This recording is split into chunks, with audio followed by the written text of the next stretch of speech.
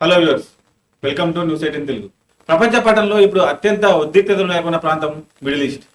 అందులోనూ ఇరాన్ దేశం చుట్టూనే గ్లోబల్ రాజకీయాలు తిరుగుతున్నాయి. దశాబ్దాలుగా శత్రు దేశాలకు సింహసప్లంగా నిలిచిన ఇరాన్ ఇప్పుడు కనీ విరిగని ఎరుగని నాయకత్వ సంక్షోభంతో సతమతం అవుతుంది. ఇరాన్ సుప్రీం లీడర్ పరిస్థితి ఏంటి అన్నది ఇప్పుడు ప్రపంచవ్యాప్తంగా హాట్ టాపిక్. ఒకవైపు ఇజ్రాయెల్, మరోవైపు అమెరికా చేస్తున్న భీకర దాడులతో ఇరాన్ అల్లాడిపోతుంది. ఈ దాడుల వెనుక, ఆ బాంబుల మూతల వెనుక ప్రపంచానికి తెలియని ఎన్నో భయంకరమైన నిజాలు ఇప్పుడు ఒక్కొక్కటిగా వెలుగులోకి వస్తున్నాయి.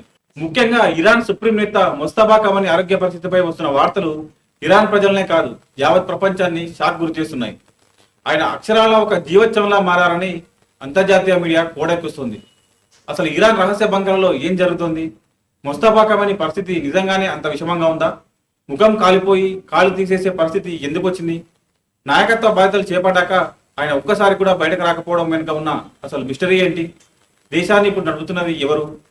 ఈ ఉద్రిక్తతల మధ్య ఇరాన్ తనను తాను ఎలా కాపాడుకోబోతుంది? ఈ వీడియోలో కంప్లీట్గా డీకోడ్ చేద్దాం. ఎక్కడా స్కిప్ చేయకుండా చివరి వరకు చూడండి. అమెరికా, ఇజ్రాయెల్ దేశాలు కలిసి ఇరాన్పై దాడులు మొదలుపెట్టిన తొలి రోజే ఆ దేశానికి కోలుకోలేని భారీ దెబ్బ తగిలింది. దేశాన్ని తన గుప్పిట్లో పెట్టుకొని శాసించిన అత్యున్నత నాయకుడు అయతొల్లా అలీ ఖమేనీ ఆ దాడుల్లో ప్రాణాలు కోల్పోయారు. ఈ వార్త ఇరాన్ ప్రజలకు పెద్ద శరాఘాతంగా తగిలింది. ఒక దేశానికి సుప్రీం లీడర్ చనిపోవడం అంటే ఆ దేశ నైతిక స్థైర్యం సగం దెబ్బతిన్నట్లే. తండ్రి మరణంతో ఆయన కుమారుడు ముస్తఫా కమనీ సుప్రీం లీడర్గా బాధ్యతలు చేపట్టాల్సి వచ్చింది. అయితే అందరికీ తెలియని అసలు నిజం ఏంటంటే, తండ్రి మరణించిన అదే దాడిలో ముస్తఫా కూడా తీవ్రంగా గాయపడ్డారు.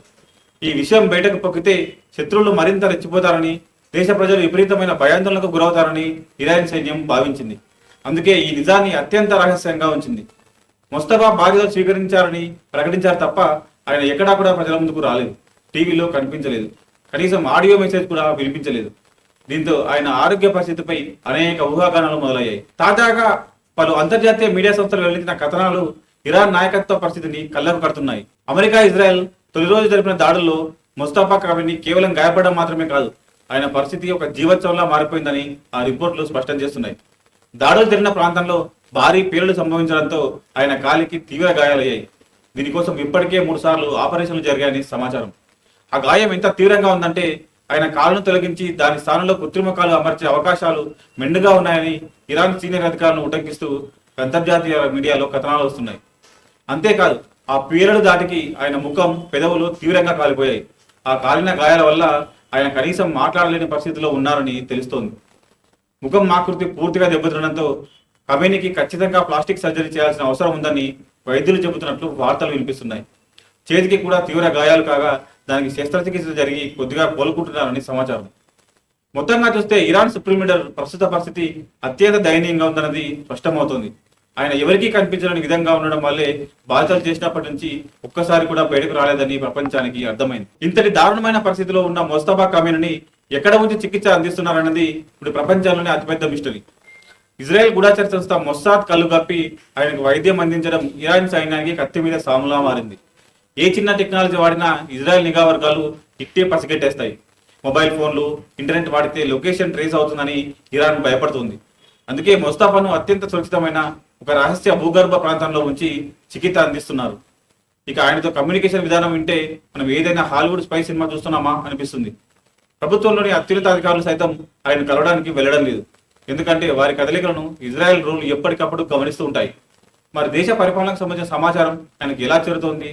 ఇక్కడే ఇరాన్ అత్యంత పాత పద్ధతులను వాడుతోంది. ఆయనకు ఏదైనా సమాచారం చేరవేసేందుకు కేవలం చేతితో రాసిన ఉత్తరాలను మాత్రమే ఉపయోగిస్తున్నారు.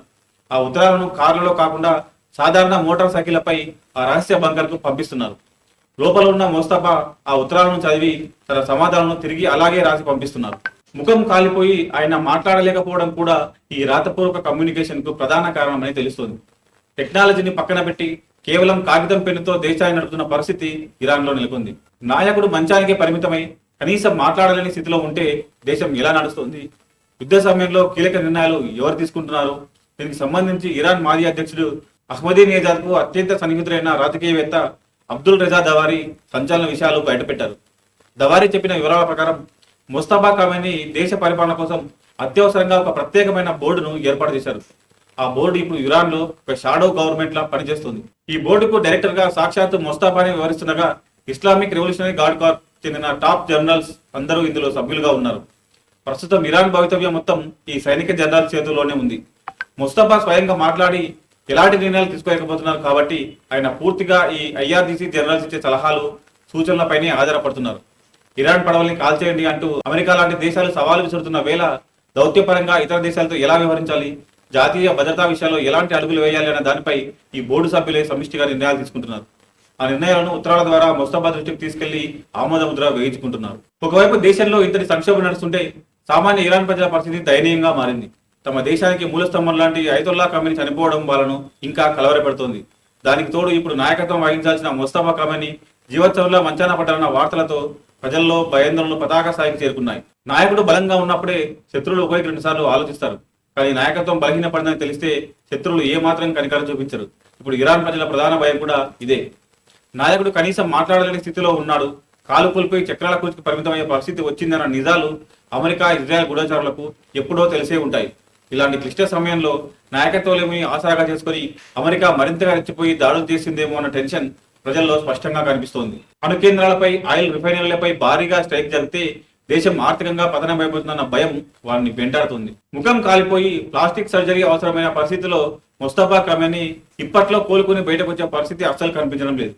సర్జరీలు సక్సెస్ అయ్యి ఆయన తిరిగి నార్మల్ అవడానికి కనీసం కొన్ని నెలల సమయం పడుతుందని వైద్య నిపుణులు అంచనా వేస్తున్నారు. ఈ గ్యాప్ లో ఇజ్రాయెల్ దాడుల తీవ్రత పెంచే ప్రమాదం ఉంది. ఈ పరిస్థితుల్లో ఇరాన్ సైన్యం కేవలం ఒక బోర్డు సహాయంతో ఈ సంక్షోభాన్ని ఎలా ఎదుర్కొంటుంది అనేది అతిపెద్ద సవాల్గా మారింది. మొత్తంగా చూస్తే ఇరాన్ ఇప్పుడు తన చరిత్రలోనే అతిపెద్ద సంక్షోభాన్ని ఎదుర్కొంటోంది. దశాబ్దాలుగా ఉన్న బలమైన నాయకుడు మరణించడం, ఆయన వారసుడు తీవ్రంగా గాయపడి జీవోత్సవంలా మారడం, దేశం చుట్టూ శత్రువులు మోహరించి ఉండడం, ఇవన్నీ ఇరాన్ మునిగికే ప్రమాదంగా మారాయి.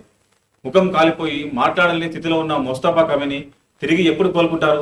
మోటార్ సైకిళ్లపై తిరిగే ఉత్తరాలతో ఇంకెన్నాళ్ళు ఈ పరిపాలన నడుస్తుంది? నాయకుడు బలహీనపడ్డారన్న నెపంతో అమెరికా, ఇజ్రాయెల్ దాడుల తీవ్రతను మరింత పెంచుతాయా? ఈ ప్రశ్నలన్నింటికి రాబోయే రోజుల్లో కాలమే సమాధానం చెప్పాలి. ఇది ఇవాళ స్పెషల్ వీడియో.